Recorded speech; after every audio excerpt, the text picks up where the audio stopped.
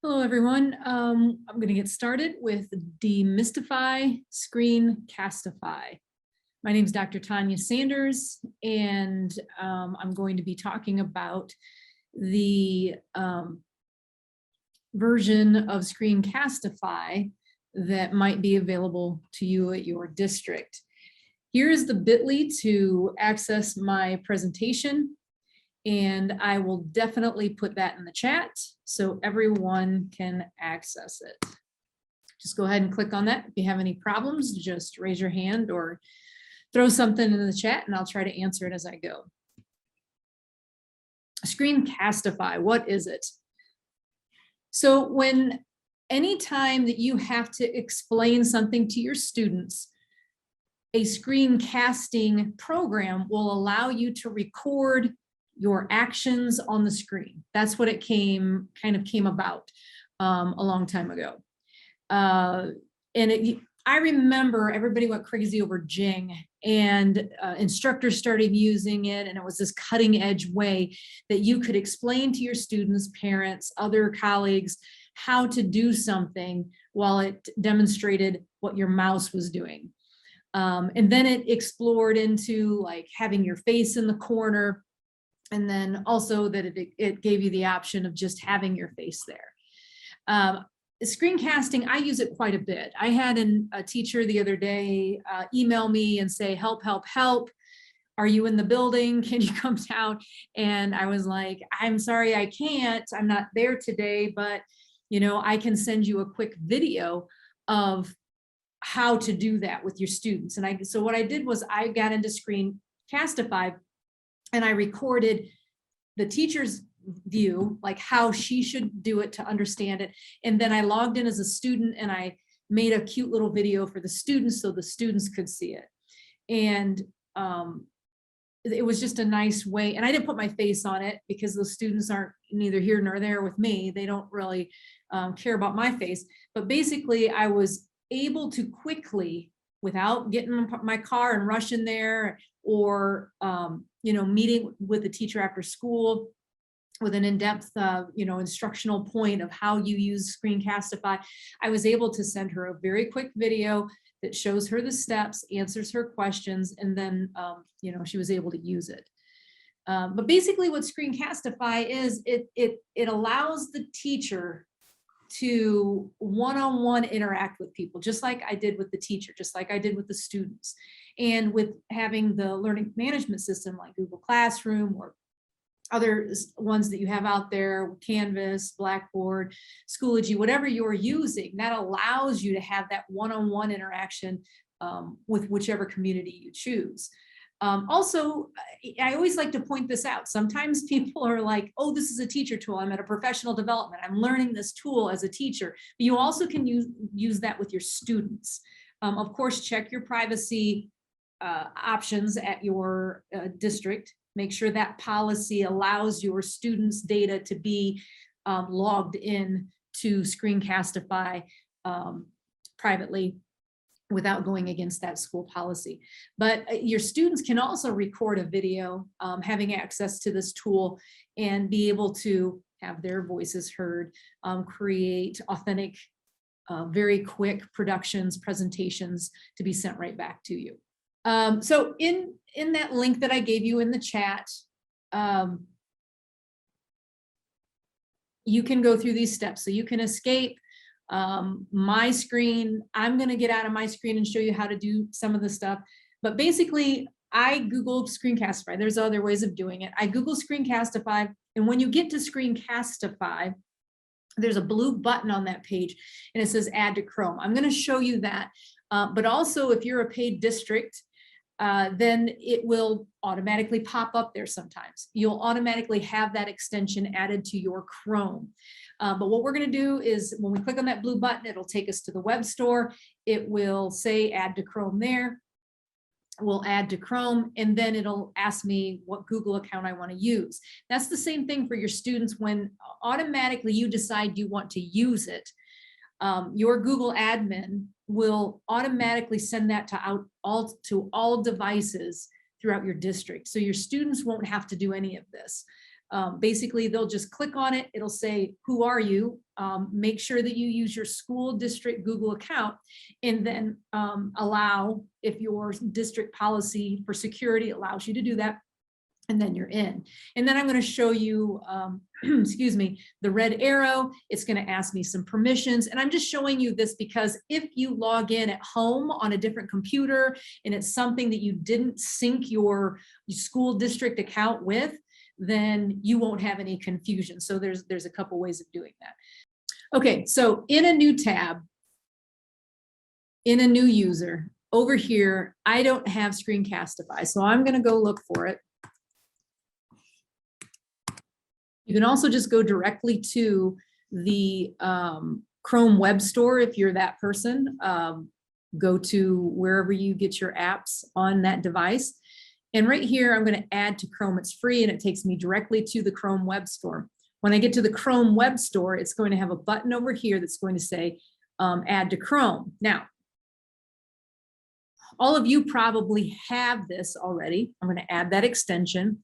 But I want to show you if you go home on a different device, what it would look like, or if you're trying to utilize it somewhere else. All right, so now it pops up here, and then it disappeared.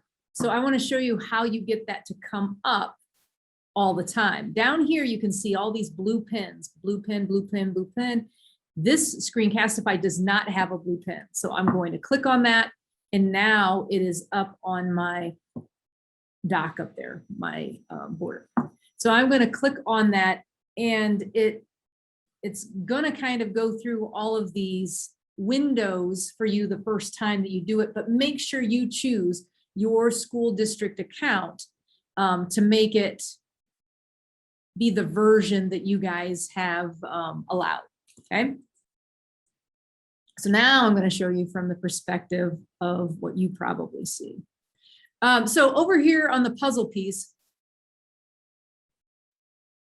I didn't have it showing, and I'm going to pin it. That might be the case for you as well on that app.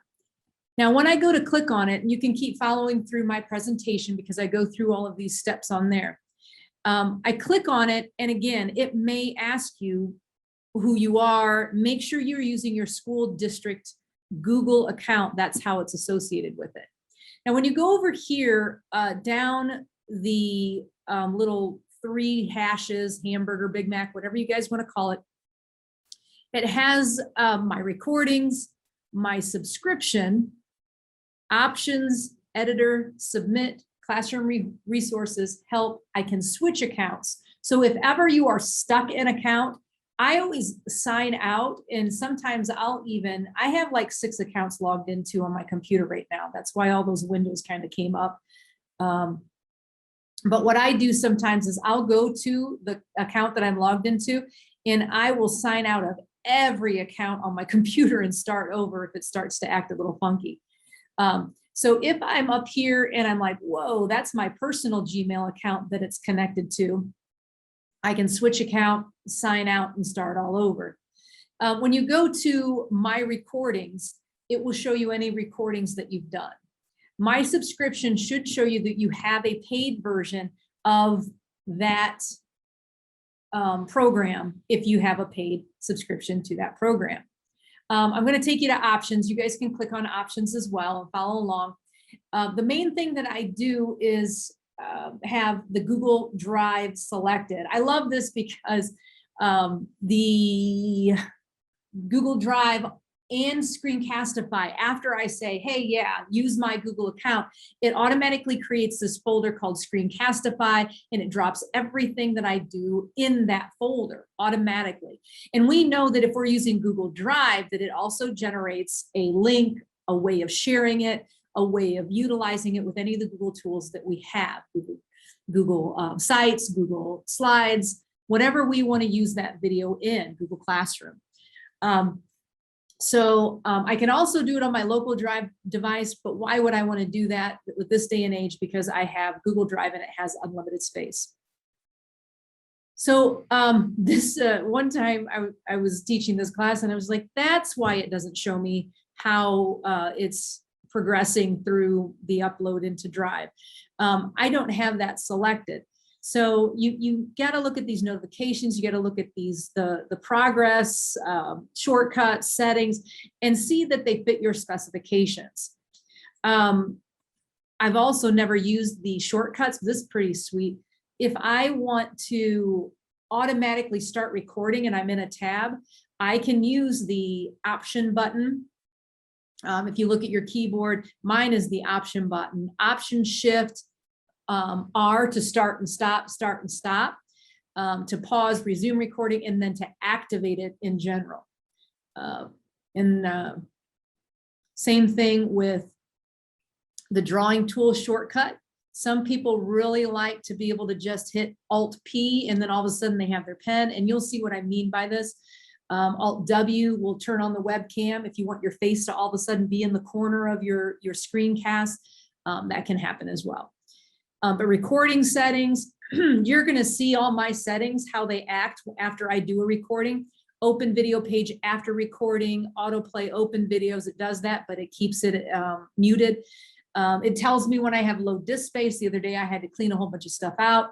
And this is important. It'll name the recording, whatever the active tab is. So be careful with that. It doesn't automatically name it what you want to name it. You can't name your video before, you can't name your video during.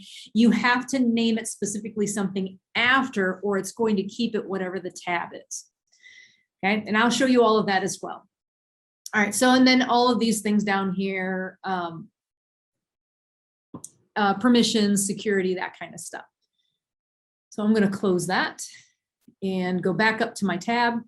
The editor, it's important to know that the editor is there because there are two places that you can access the editor. If I record a screencast, after I record the screencast, I can go into this editor and do some fancy stuff. If I don't want to record anything, I have a video that I just did in Zoom that I want to bring into the editor. I can just click there and it'll just open the editor and I can create a brand new video with nothing else in it, edited down for me. Now, if you by chance didn't have the paid version, the free version just only allows you to record 5 minutes. And it'll have a watermark on it. So if ever you have the watermark or you're not allowed to record more than 5 minutes, you do not have the paid version.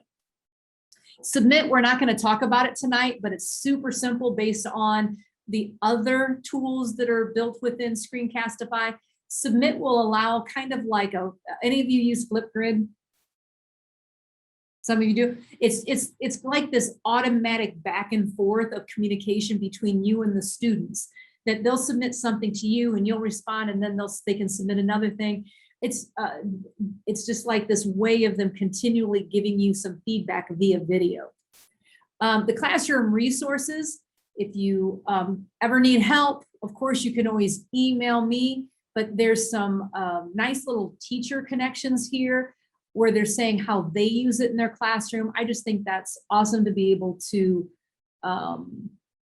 see exactly what other teachers are doing with Screencastify in their classroom. I'm going to go back up and click on that red arrow with the white video camera again. Little hash. Always can email me. I always tell people not to struggle for more than 5 minutes with technology. But you can go to the help. You can reach out to an organization like NWOET and ask for help via email. Other than the 3 hashes where you can see my recordings, there's also a very quick way of getting to your recordings right there. Next to it is a notifications icon. It'll tell you if there's privacy problems, updates, if it needs, if you're low on space, it'll just send you notifications there. Nothing really super important. The settings, the basic settings, resize the tab. You can change that when you see that I start recording. It will look like 13 by 702, but I can change that. I also could change the resolution. I can change the frame rate, and auto stop is turned off. All of these are your settings, and you can click on show more options. Feel free to, like I said, escape me or cascade me, and then you can see your own settings. I really wish I would have done this the other day. I was recording for a school district. They needed a Screencastify video, and when I was totally done after working on it for an hour and a half, I realized that it was defaulting to a microphone that hit the Wi-Fi in this building, and it was recording nothing. But I can tell that it is going to record my voice because it is getting a reading there with that little green beaker next to it. But if you want to change your microphone, you can connect the microphone and be able to utilize that. The webcam that it's going to use is the FaceTime. If I blocked it or I said no, there's ways of getting around that as well. It's always going to give me a countdown of 3 seconds. And in fact, it even makes a noise. You'll hear it. And then I always wanted to show my drawing tools. The first thing that I'm going to record is the browser tab. You can have it record the tab audio. I have no need for that right now because nothing on that tab is going to be playing. I want it to record my voice. Most generally, that's what I want it to do. Now, I can also just do the webcam only. If you're doing something instructionally with the students where you're trying to give them feedback, I probably would have the tab open that has the student's paper, student's project, whatever you're working on, marking it up and talking to them about it, and have your face down in the corner. If you're giving them instructions about something, I would have webcam only. I would use this for a flipped environment. So if I'm giving the students instruction, I would be displaying something with just me in the window. If you're displaying something on your computer and you need your face in there, then you would make sure that the browser tab and the webcam, when you get into this recording, you'll see exactly what it's going to look like. So I'm going to hit record, but first I'm going to find a better topic.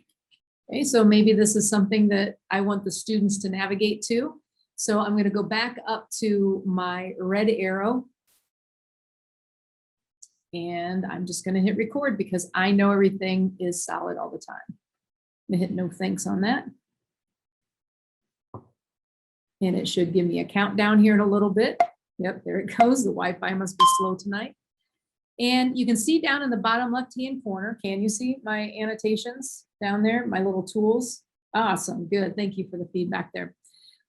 So the screencasting is, it can see my mouse, the students can see my face in the corner. Also, they can see that I don't have a virtual screen anymore. I can hit stop webcam, my webcam will go away. I can hit start webcam and my webcam will come back. The mouse that you want to use, if I just click on that, and there's 3 different mice that you can use. Right now, the one that I have is, let's not click on a PDF. Let's click on We the People, is a circle. Every time I click on something,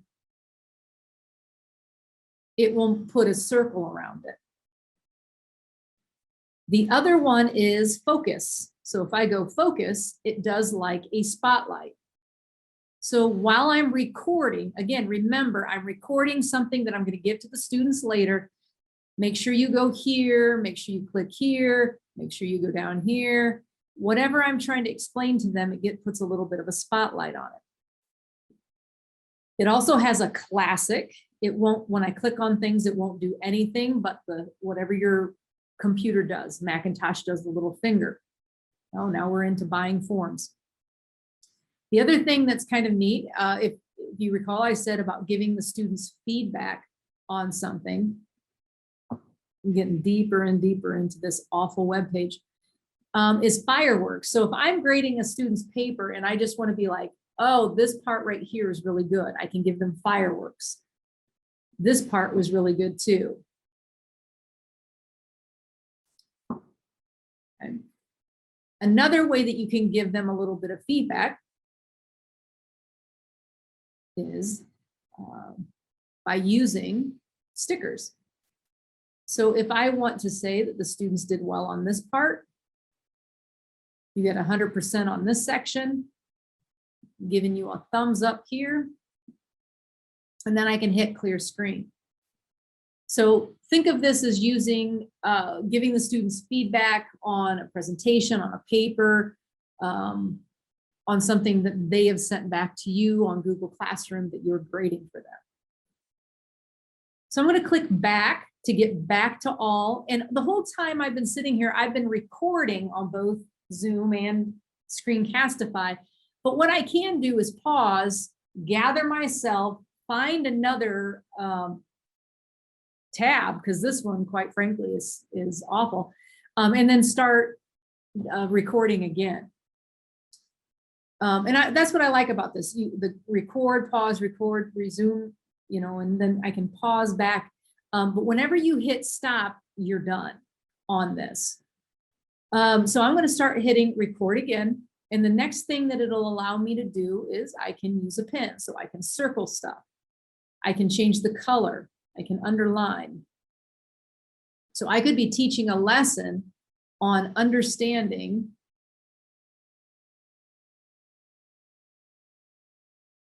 certain use of verbs.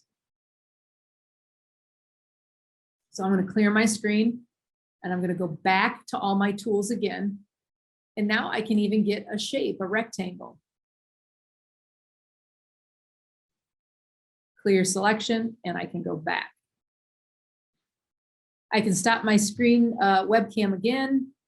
I can go back and get my pen, and then I can show you the eraser. So if I want to erase a portion of something, I can do that as well. This little expand, collapse, it allows me to make my tools go away as well. Well, I'm happy with that recording. So I'm going to hit end recording and it's going to stop. And just like my settings said, it's going to open a brand new tab and it's going to automatically start playing my video. That's what I told it to do. It's going to be muted, so it's not going to play automatically for you. But you'll see in the upper left-hand corner, it'll say click to unmute, but I'm not going to. I'm going to just hit pause so it stops playing in the background. So this screen is available to do some basic editing. Let's say that you are just, boom, you're awesome. You only screw up at the beginning and the end. That's the kind of editing that you can do with this one. This first editor, you can cut. If you grab your scissors, I can grab and I can trim that portion. And up here, I can drag it in because I messed up at the end. And then all I have to do is hit save trim. And it's like, hey, are you sure? Because that's going to get rid of whatever is at the beginning or the end. So I'm going to hit trim and it's going to cut off that little bit at the beginning and the end. That's basic trimming in this window. Now, when I first started talking about the naming of it, about name it, I'm going to pause this again because I don't want to stare at myself again. The naming of it, it named it U.S. Constitution, full Constitution of the United States. So I can now rename it, new name, better name. So you can't name it before, you can't name it during. It'll name it the tab if you don't change it, whatever the web host called that specific tab, whatever they named it. But I name it after in this trimming window where I can trim some basic stuff there. Before we go on to the main editing where you can do a lot more, you can even cut in the middle and trim off to the sides. You can do all kinds of cutting. I want to show you all the new stuff that they've kind of added. I'm guessing to be more competitive with other tools that are famous. And you're gonna notice, since you guys already had Edpuzzle, that this interactive question is similar to Edpuzzle. And I don't think Stephanie's joined us yet, but basically I kind of feel bad because this came about after we had reviewed tools when you guys had said, I like this tool, I like this tool, I like this tool. Stephanie said, tell me about these tools and what do they do? Well, a little bit ago, Screencastify didn't do this. it didn't allow you to do the same thing as Edpuzzle. So when I hit play, just like Edpuzzle, my webcam will go away. I can hit start web. I can hit add a question as I watch the video, just like you did with Edpuzzle. So when I go add question, it pops up this window that allows me to do some multiple choice. And then I can, you know, put what is the answer? 1, 2, 3, and 4. And the correct answer is 3. And then I'm going to hit save. And then I continue on. Now this one is going to leave a gray spot where, just like Edpuzzle does, wherever I put the question. Now I can drag down my playhead. Okay, that's where I want the next question to go. So I'm going to hit add a question, and then I can proceed to put another question.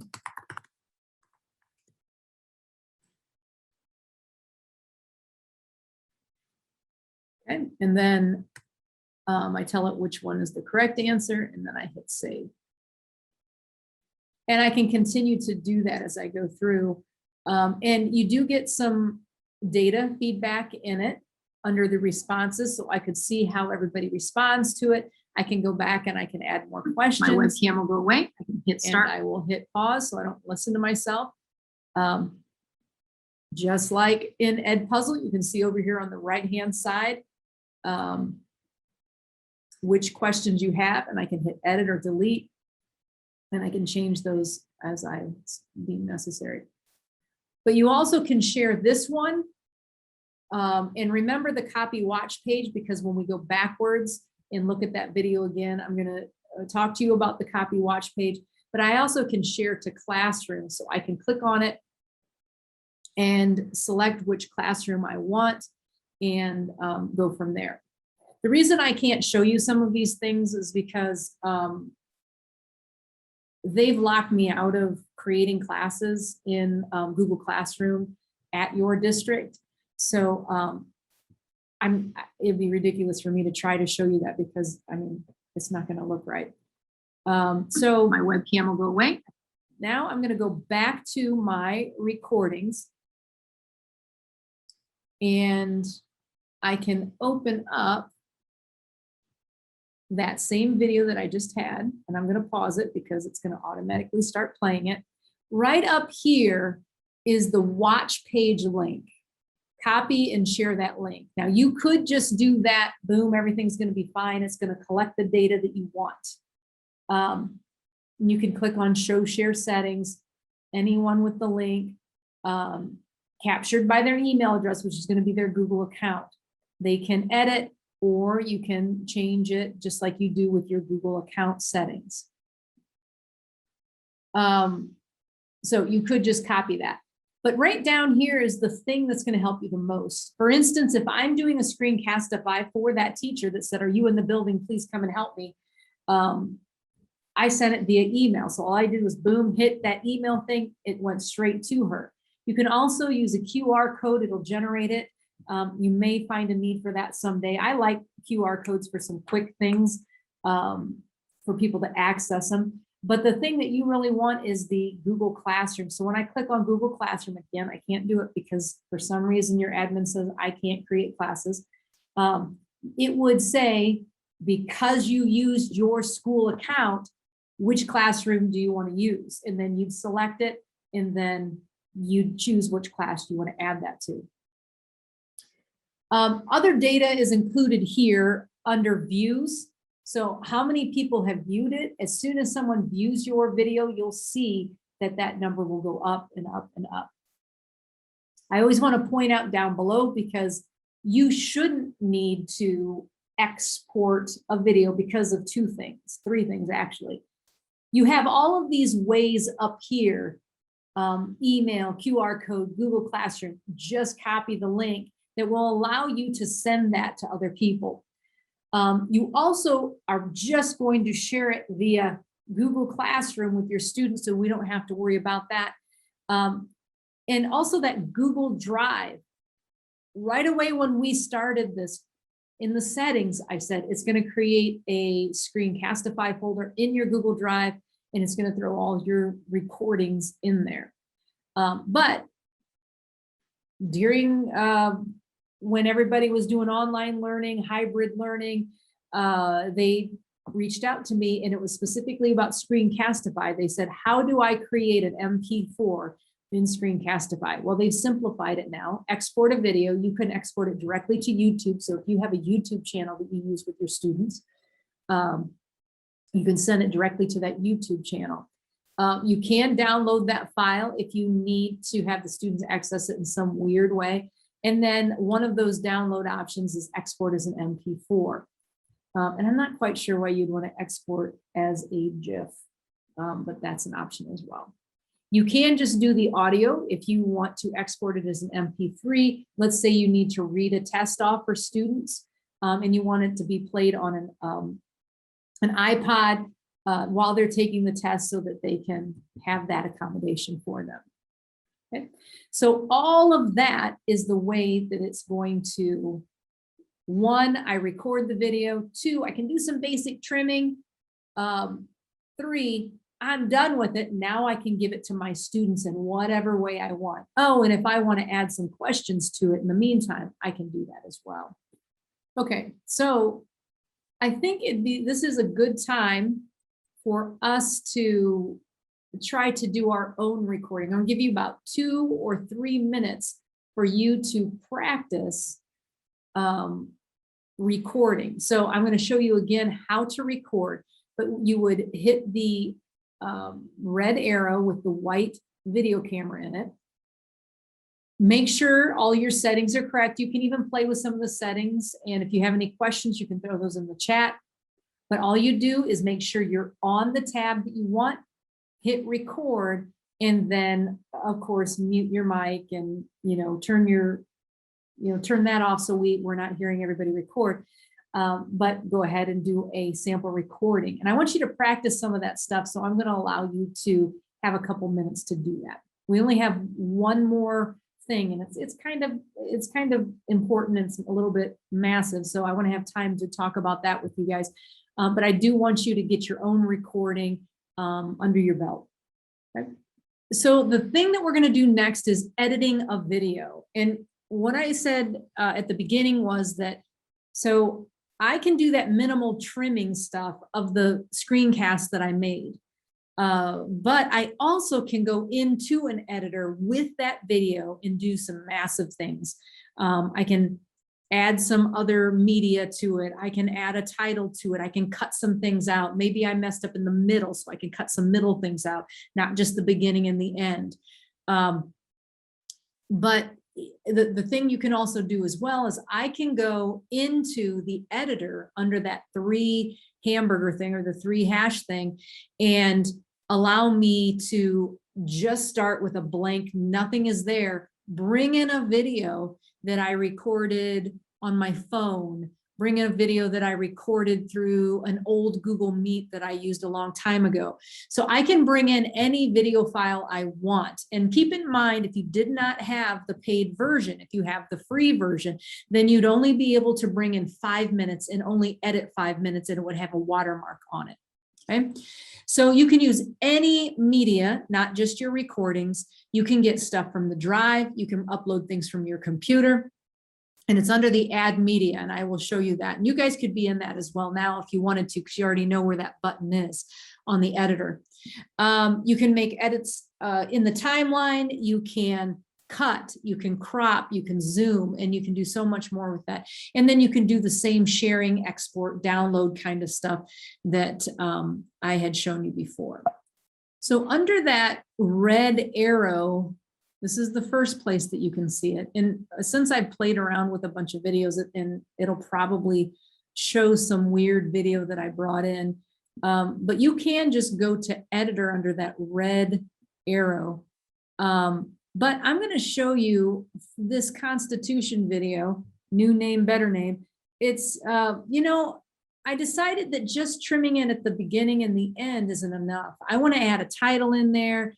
I want to bring in another video towards the end, or maybe I want to cut and put the video in the middle. So up here next to the trash can and the information, I'm just going to click open in editor. And basically it's going to open that next window to continue editing it in the built-in. Now, the first time that I experienced the editor, which was probably a good year and a half ago for Screencastify, I was so amazed at I'm a video editor. I used to have my own business until I got sick and tired of standing and holding the camera and got, no longer did I have young kids around, to be able to have them do my recording. I love to edit. I do love to edit videos. I feel like I have like these techniques that allow me to, cut, splice here, make a point, send it off to someone, in the way that I've edited it gives them that little extra help based on how I've accentuated that thing. But when you look at the stuff that this does, oh my gosh, I was blown away. I use a program that costs us probably $500 a year, The Office. This is not that much. And it does just the same, if not more. And the one thing that I want to show you in the video editor is that if you do not have this portion selected, if it doesn't have that yellow line around it, then you're not going to be able to edit that portion. So right here's my playhead. If you move the playhead down, this is called scrubbing. So I can scrub across and be like, you know what? I really didn't like this part right here. I have to have it selected. Did you notice that as soon as I clicked, okay, see all the tools went gray. If I click on that, now all my tools are not gray anymore, and I can just hit cut. And now it has two pieces, yellow there, yellow there. Now I'm going to move my playhead down and I want to cut right there. So I'm going to hit cut. So I'm going to hit my scissors. Now I have a clip, a little baby clip, and a clip. Now what I want to do on this one, about right in there somewhere, I want to zoom in, and this is physically changing the video. So it's like, you want to zoom in? Well, what do you want to zoom in on? Well, I kind of want to zoom in on this We the People right there. This portion right there. So when I say, yep, over here on the right hand, I say done. Now when I play, it'll get just to that clip, and I'm going to hit the space bar. Is a circle. To every time I click on something, and you're going to see it, it's going to zoom right in on that. Put a circle around it. The other one is focus. So if I go focus, it does so there you go. So it zoomed right in on it. And I probably want to cut that even closer to that area because I want it to zoom in to that area, and then automatically right here, I'm going to hit play again. So it's going to zoom while I'm recording back again. Out. So I want to be like, hey kids, this is the thing right here, and then zoom back out. Oh, before I go too far, over here is a different zoom in, zoom out. This has nothing to do with altering the actual video itself. This is to help me edit. So let's say that I really messed up on certain portions. Like for instance, you guys heard me get really, really quiet in this video. When I'm done tonight, I'm going to have to edit the video that I'm making for you guys. So anywhere that there's a blank spot, I'm just going to go in there and cut, and then be done. Make sure it's the right place that I was supposed to cut. Make sure it wasn't just me sitting there, him hawing around. Mostly anytime there is no sound in the video that I'm doing for you right now, that means I messed up before that, or I'm doing something I really don't want to talk over because I want to be able to edit that out later. Okay, so you guys just thought I was being really quiet there for a second. I was trying to save myself time on editing. So basically, if I want to cut this portion out, I would hit cut, I can squeeze it in. You see that little cheese grate? I can pull it in until it gets right up to the next part where I was talking. But I can see all of that better because I zoom in on the video and I get it frame by frame, and I can do some fine-tune editing on that. So I just like to change the view of my timeline. So if I want to add text here, I can click add text. Over here has all my tools to format it, but in here I can just start typing and highlight it, make it bold. I can change the font maybe. And then when I'm ready, I hit done, and now it's fine. If I want to edit again, I just click on it. I can move it around where I want, and I'm done. Now when I play, I can give them a little bit of feedback. Brings my name on the board up there. So I have it selected again. Let's say that there's something not so good on the screen and I need to blur it out. So I hit blur, and it's like, what do you want to blur out? Well, I'm going to blur out that area down there. Maybe there is a student that you didn't have permission to use their face in a video that you're going to put on the web. Now I hit done. Now when I hit play, by using stickers, okay, it blurs it out. I can also add text over here. It calls it a title. It does the same thing wherever my playhead is, it'll add it.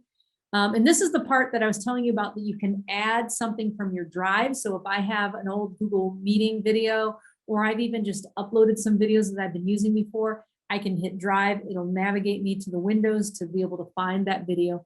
But I also can hit upload. Maybe I did share on my iPhone, shared a computer, and it airdropped it onto my computer. Now I can upload that video and use it.